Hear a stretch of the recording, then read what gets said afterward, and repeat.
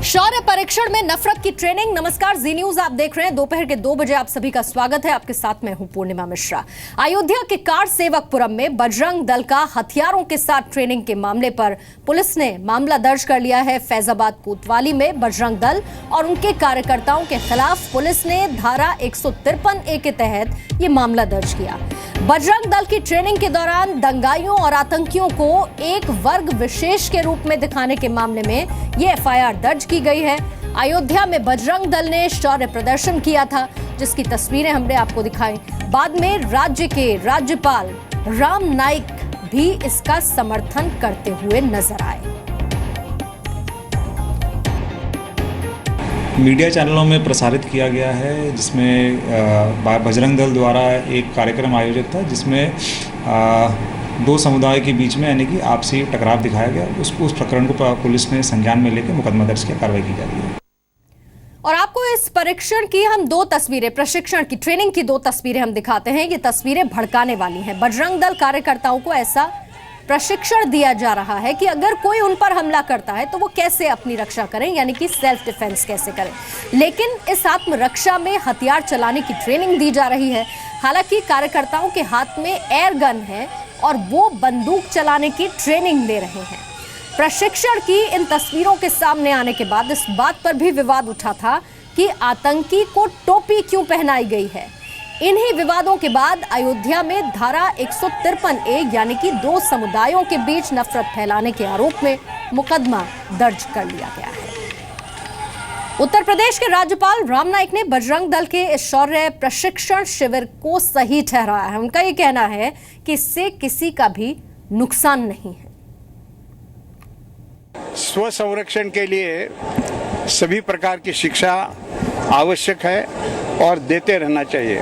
उसका उद्देश्य क्या है, ये महत्व का है।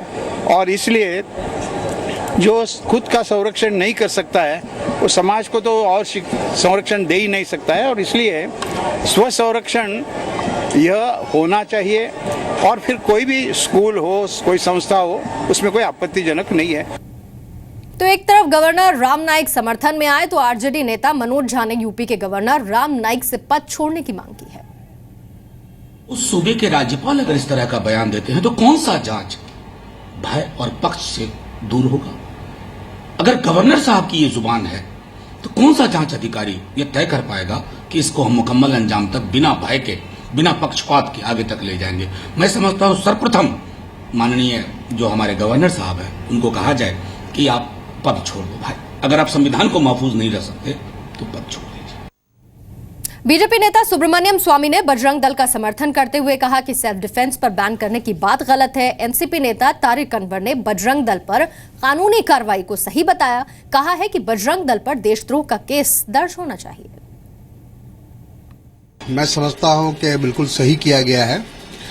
कोई भी संगठन इस तरह का आर्म्स ट्रेनिंग और इस तरह से लोगों को उत्तेजित करने का काम और एक धर्म विशेष के खिलाफ लोगों के अंदर जहर भरने का काम अगर कोई करता है तो उसके खिलाफ मैं तो समझता हूँ देशद्रोह का मुकदमा होना चाहिए।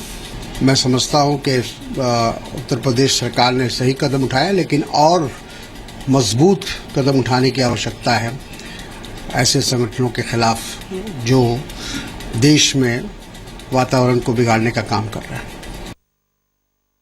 कल आप कहोगे कबड्डी को भी बैन कर दो, हाँ, वो भी तो सेल्फ डिफेंस का ही है। कोई ऐसी बात है जहां वो भाषणों में कहते हैं कि ये मुसलमान को मारो या क्रिश्चियन को मारो या हिंदू गद्दारों को मारो, ऐसी बातें कोई कुछ कहा जाएगा तो फिर वो हमारे सेक्शन 153A भी ऐसे कानून में आईपीसी के आती है। अब जब कानून के दायरे में कुछ नहीं है तो ये इनको क्यों पेट में दर्द होता है कि हम अपने तंदुरुस्ती के लिए, शारीरिक तंदुरुस्ती के लिए ये सारे सेल्फ डिफेंस का करें।